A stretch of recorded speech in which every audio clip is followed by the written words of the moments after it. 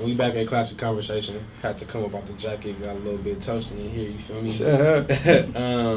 But yeah, like we just finished talking about, branding, having your team, being able to work efficiently through the other people that you trust to, I guess, take care of services that you're not really equipped to do while you're working on your music and your artistry. Or that you don't have time to do. Or that you don't have time to do. I'm a big proponent of, staying independent as long as you can, so you can dictate your future. Absolutely. And we hear a lot about with Jay-Z talking, Nip talking, people starting talking about owning their masters, buying their masters. So first, can one of you guys explain exactly what is a master and how it's, how it's usually distributed and how do people acquire them from the jump, or how do they have to get them back? Master, so to kind of take you back to where the term originates from, when an artist would record, they would record on 2-inch reel, right? Okay. So REEL, reel. And so the master was the master copy, right? That's the copy that ends up getting duplicated into the copies that they sell, where either it's vinyl, tape, CD, or today digitally, right? So if you own that original copy, you have rights to that song, to the duplication of that song, to the sales of that song, or the say-so of what, who can use that song, who can sample it, who can, put it in a movie or in a commercial. Basically, ownership, 100% ownership of the song as a whole. And you hit a spot on. And also too, with masters, that's the label. Yeah. That's all the label. That's why it's so hard to fight for your masters. That's the mess that Prince went through in the 90s. He had slave written on yeah. That wasn't just from no public relations type thing or trying to change up his style. No, he was fighting with Warner Brothers to get his masters. So that's why he went by the symbol instead of the name Prince. Or the artist formerly known as Prince. And what's crazy, symbol, you think of something like a term like, you guys know what yellow journalism is? Yeah. Like they'll use that to spin it on you to make it seem like they crazy. Like, exactly. You know what I'm saying? Like when I'm younger, I'm looking back on old articles on Prince, and it's like they saying he crazy, he gonna buy a symbol, all that type of stuff. And it's like, what? Even like Lauryn Hill, like they say Lauryn Hill won't cash when she perform. It's like, duh, I think she won't. Who wouldn't want cash? First off, especially if she know how y'all working on the back end of it. On the back end. You feel me? But I didn't mean to cut you off though. But No. You're right. You're right. Yellow journalism did play a part in that. The media tried to spin. How they wanted to propaganda. Because they never go back into detail as to like why. Like the thing is, as an artist, you're the creator of all of this stuff, this music, this persona, this brand that makes millions for these labels, like hundreds of millions, and then you get pennies on the dollar of your own project, your own, creation. You create this masterpiece, right? Let's say any of these classic albums that have been regarded as like, cultural, monuments, and the artist is literally getting pennies on the dollar. Like when I say everybody gets a chunk before them, and then if it's their first or second or third album, they gotta pay back what they, pay back what they owe, because the label fronted them money for the video, for the promotion, for the actual recording in the studio. All of this comes out of the artist's budget, to which they have to pay back from sales. And so after all of that is, they pay the label back what they owe. Then your manager got to get cut, and your agent, and whoever, all these people, and then you get paid at the end, and then your percentage is super low. The label gives you like pennies on the dollar, literally. So you want your masters. What is that? This is kind of like a sidebar. What is the average interest on the loan that they're giving you up front? I've never looked deep into the average. Everybody's advance is different. Okay. It kind of goes based on the amount, the popularity, how much of it is a sure bet that this is gonna go successful. But apply for a fucking mortgage. Yeah. Okay. I mean, some of these, like nowadays, some of these advances are 5, 6, 7 million. Right. You know what I mean? And so a lot of that is just to give you the money to live like you say you live to buy the chain, to get the car, right? Which are to keep your persona. Which is the most wasteful shit in the world. But then the other part of it goes to promote you, to record you, to put out your, to create the other side, the creative parts, to put out your videos for records, to paying for shit, even payola. You know what I mean? So all of that comes out of but all of it has to be repaid. You pay that advance, that's a loan to you. You pay it back from your album. So imagine giving $7 million up front. That means you gotta get $7 million worth of sales to even pay yourself to get your little cheap ass percentage. And that's where masters come in. Masters are like collateral. Okay. Yeah, it's like having a house. Yeah. It's like, okay, we'll give you XX amount of dollars, but give us your masters just in case you don't work out. Even though we got these hot songs, in case you don't work out, we got something to recoup our losses. So it's collateral. Yeah. That's why masters are such a big deal, man. Damn. Like, for example, that's fucked up. From what happened to Jay. Jay owns the masters to Reasonable Doubt. Yep. And back when him and Dame were really beefing, Dame was willing to make a deal with Jay to get those masters for Reasonable Doubt. Dame was saying, look, I'll let you keep the Rockefeller name, the Rockaware brand, whatever. Everything dealing with Rockefeller, XX amount of dollars stuff too. I'll give you that just for those masters.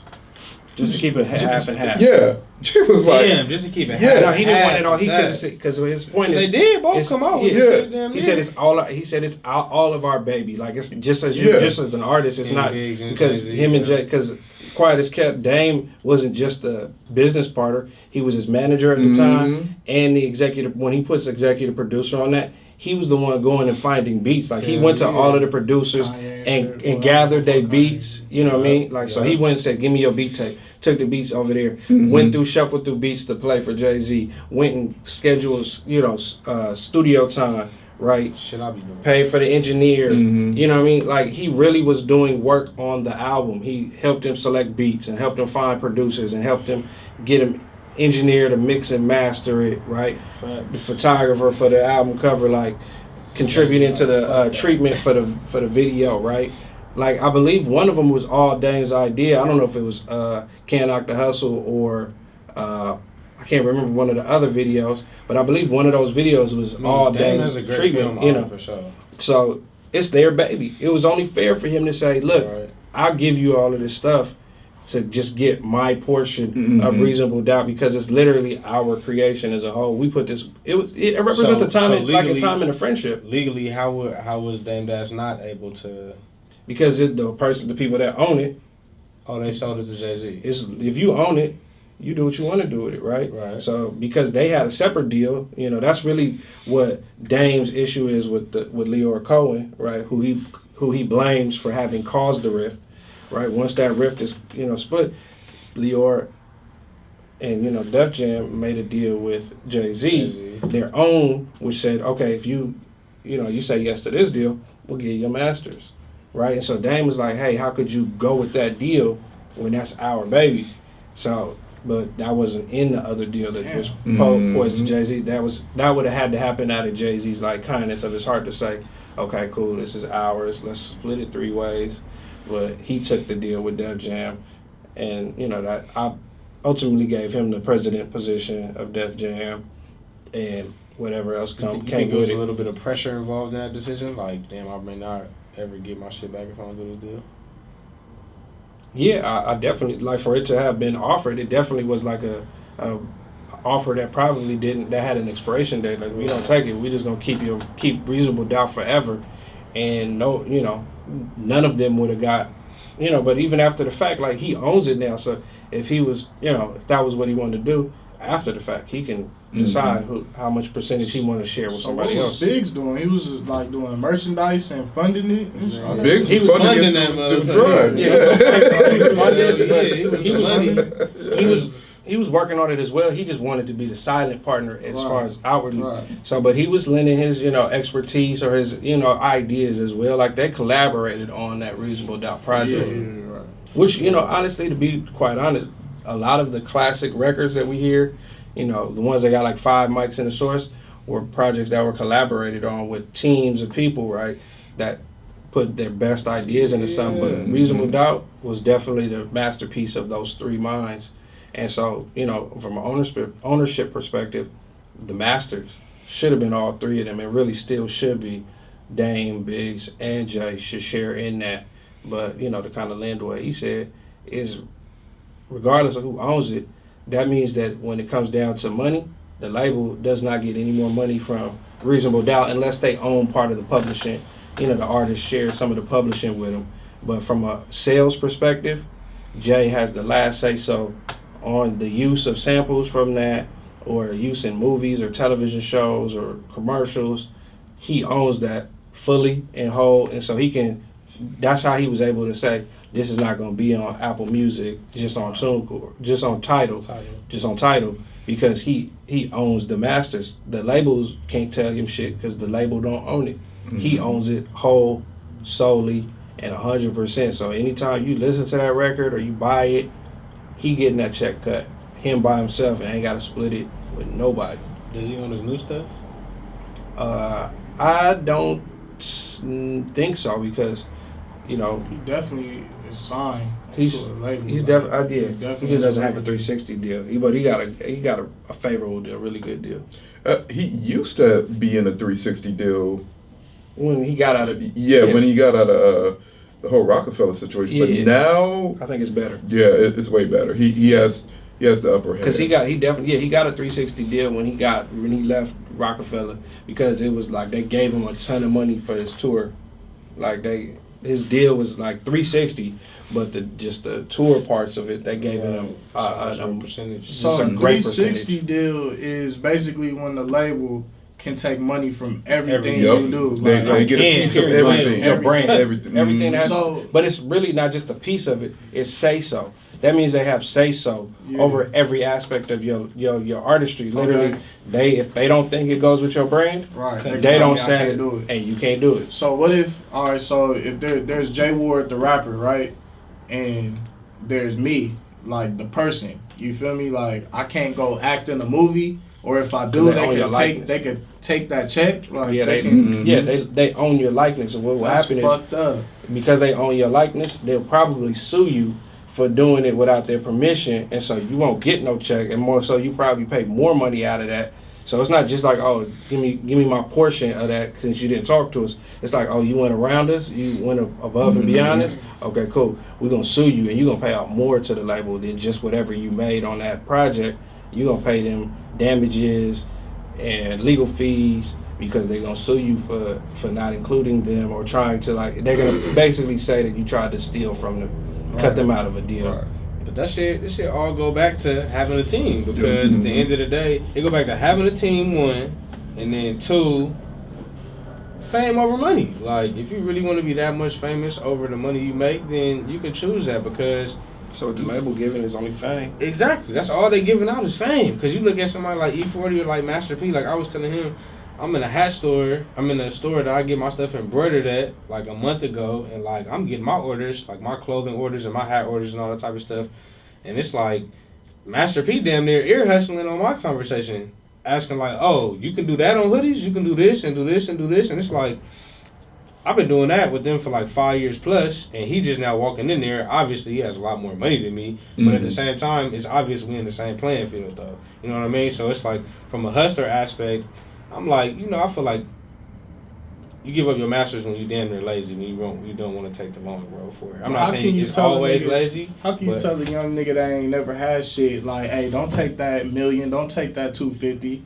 You feel me? Like, just keep doing you. Just keep thugging it out. Just keep grinding. Well, I mean, you gotta show them how. You should just have to show them how it worked to use Master P. Master P was when he took that $10,000, used that to build got the first offer he got was for $1 Right. million from Interscope, Jimmy Iovine. Right. He turned that down because he, in his mind, he said, if you're gonna give me $1 million for this product, What am I really worth? what am I really worth? Because Yeah. you got to make your profit on top. He turned him down for that first meal, and in his mind now he got that confidence because now I'm worth at least $1 million. I feel it. Worth $5 million, Once you really. get to that point, absolutely. And then but this is after he had been hustling on the streets. Right. Probably made $100,000-$200,000 Right. pushing records on the streets of the Right.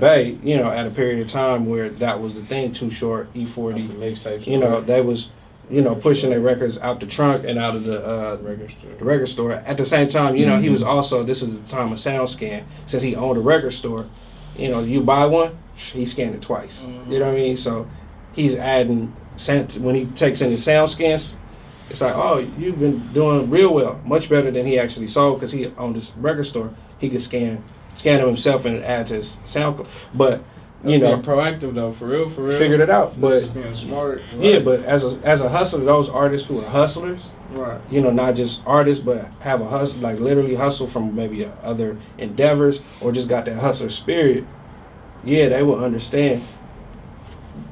Take the long road, you know what I mean? A slow grind, as opposed to just get money fast. They would take that. And you got to realize too that whatever offer a label throws out there, they're lowballing you. Oh, absolutely. Yeah. They are lowballing you. And so, say for example, they want to offer you a deal for $800,000. They're willing to cut you a check in your bank account within 2 to 3 business days. How many of us have had $800,000 just like that? Not a lot. Not a lot, right? So you're going to be pretty tempted to take that money, Right. Go up. especially if you're not a hustler. But if you're a hustler, you'll understand, like, look, if these folks are saying that I'm worth $800,000, then I think I could get this on my own and get more on my own, because it's $800,000, I'm gonna have to pay these folks back. Yeah. Right. All right. So let's put it like this. Say in today's day and age, it's all about the internet and the numbers, right? So you can either be an artist that's in the streets, like really doing shit grassroots, guerrilla style, you know what I'm saying? Or you could be the nigga that's on the internet that has, like, you can't get 10 people to come to your shows, but you probably got 100,000 plays, 200,000 plays on a song, you feel me, or a project. These labels will sign you off of that 500,000 plays, and you cannot have no type of nothing going on in the world. But here's the thing with that though. These labels aren't dumb. They know they're going to realize something like if you get 500,000 plays, but can't get 10 people to show up at your show, then you're buying those plays. Views, yeah, you're buying those views. Labels aren't dumb. They're hip to the game. Because I'm Quiet as Kept, they over-exaggerating. buy. Because Quiet as Kept, they buy views too. Yeah. Labels do too. Yeah, they do. But if you're a no name, and they peep the game, but yeah, they buy views too. But if you're somebody that has like a label or something behind you, or have some other people vouching for you on your Instagram or your Twitter or whatever, That certifies you. and you certified you with or without the blue check, then these labels are going to be like, okay, he may be somebody or something, and that's the thing. Your Instagram, that's the new EPK. Yep. That is your new That's EPK. electronic press kit for those who aren't in the know. They're looking at that.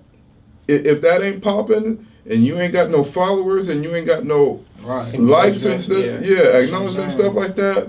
There's people from LA that got, millions of plays on songs, but then when they go to these showcases, you feel me, nobody knows who they are. Like, and it's like your fan base could be in fucking Alaska. You get what I'm saying? Like, it could be anywhere in the world. Yeah. People could be playing your shit in Germany.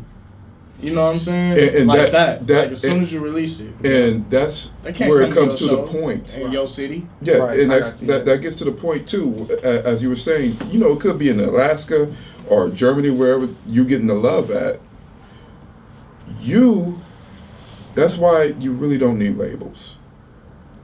You putting out the content and stuff like that, you putting it out, and you're seeing, with the whole charts and stuff, where you're getting the love at. Man, just tour out there. You concentrate on that. Where you getting the love at? You getting money, and you're your own label. Yeah, you ain't got to break that off with. Because the thing is, a lot of that stuff is only happens here, like how people won't fuck with you until they see somebody else fuck with you, or until you get certified by a label. Because we're like uppity like that, we're bougie like that. Like we don't be one, especially in LA. Like Atlanta, they fuck with their artists. You know what I mean? But here, we don't fuck with them until another region fucks with them. Like until you get certified by Atlanta or New York or a DJ, which is payola, or somebody co-sign you. LA is super fucked up for that. But there are other places. A great key term, payola. Payola, which is fucking payola is paying DJs to spin your records. It's illegal. I believe the FCA made it illegal many years back, but it still goes on. DJs still will charge people. Ounce of weed, man. Just play my shit 2 times. But a lot of it could be weed, it could be whatever their vice is. It could be $10,000, $20,000, but a lot of times that gets included in these people's budgets. They put money to the side to pay, and you think about it, as many different DJs are in every state and different radio stations in every state. It can add up. If you're really trying to hit LA, you got to pay 3 DJs, right? Power 106, K-Day, and 92.3, right? So you got to pay DJs at each station if you want to really, so that can add up, but it's illegal. It's absolutely illegal, but it still happens. So that's what payola is for those that are not hip or not savvy to that. But not to interrupt. No. And plus too, so when you focus on those markets on your own, you own your masters. You ain't got to pay nobody else for that. That's why the whole grassroots thing, doing things organically, it still works. You just got to find your market. Right. Yeah. Oh, yeah, kind of like I was saying, was that there are other places in the world that'll fuck with you without the ego and the pride, right? Japan fucks with gangster rap tough. Like they be having their own gangs out there, wild style and all, different colored rags and shit. See walking, even still. So like Japan, that if you're a gangster rapper, you can go get money out there, and they will fuck with you, name or not. And a lot of I can remember when I was doing music, like when I was putting out, I pressed up maybe like 1,000 CDs, and there was a thing called CD Baby at the time, and CD Baby would connect you with people who would buy albums and buy like stores and stuff. And there was one store in Japan that would buy my shit wholesale, like 40 at a time. So I would be sending boxes and boxes to them. So somewhere in Japan, my album was on the shelf somewhere and was getting sold every couple weeks. They'd be back to me for another 40. So there was somewhere where my records was getting picked up and played, often. Right. But not here. Nobody would pick it up here. Too many artists. People, wondered if you got a cosign. Who are you? Who knows you? Who fuck with you?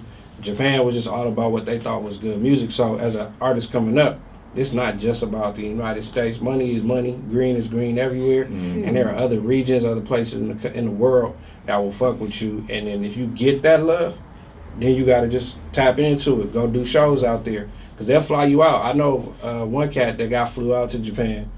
Gangster rapper. Wasn't like a dope rapper, but he fit the mold. Didn't have a big following out here, but because he fit what they were looking for, they flew him out. I put a couple $1,000s in his pocket, and he did a big show out there, because he had like a decent sized following out there from just selling records online. So, with the tools that you can, the tools that you get, analytics and reports and whatnot from Instagram and Facebook and Google, you can see where a lot of your engagement comes from and tap into that. That way you don't have to give yourself away to the label, which is really giving yourself, because they're literally taking merchandising, shows, obviously your music, a lot of your publishing on top of that, right? So even if you get a publishing check, they eat directly into that. And then on top of that, you got to share it with your manager, any agents, like any agency. So if you sign to like CAA or UTA or something like that, and they're getting you money, you share money with them. So the label taking this chunk, and if you got an entertainment lawyer, you know what I mean, and whoever else is a part of these deals, you know what I mean, you're sharing all that money. You're gonna be left with the scraps. Mm-hmm. But at least it looks like you getting money on camera. That's really all it is. These artists really just look like they getting money. That's where they come down and you to. know what? Also to add to that, like since the labels are eating off of your masters, that's why so many artists are trying to sell merch to help recoup. Mhm.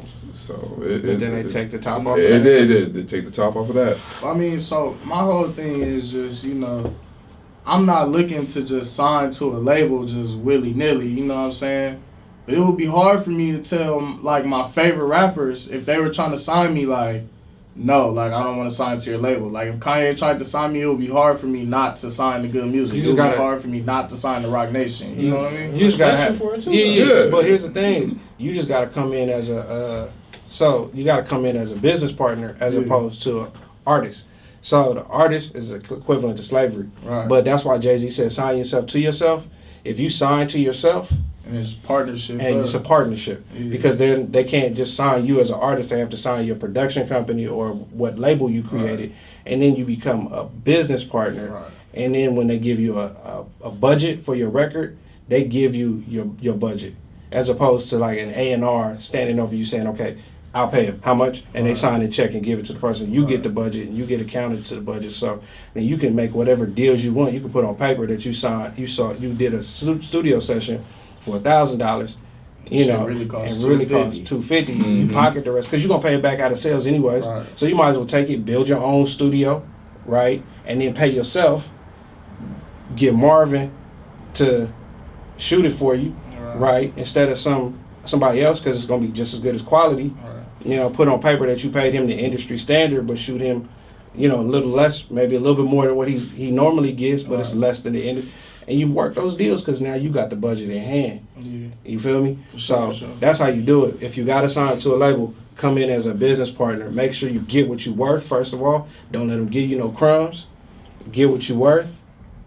And then come in as a business partner where you make decisions, because the labels, they get creative control too. Mm-hmm. So they can even tell you what sound, what songs to pick. No, I don't like this one. It might be your best record, fits your demo, but they not fucking with if they not fucking with it, there's artists out there that got hot records that you never heard because the label didn't think, they didn't believe in it. So that's one thing. Don't ever give away your creative control, because that's what it is. You're an artist. Your creativity is the very thing that that gets you where you got to go and makes money from. That's what you share with the world. So don't, never give away your creative control. So For sure. definitely, we will definitely be right back. So we got one more segment. Tap in, drop in some comments.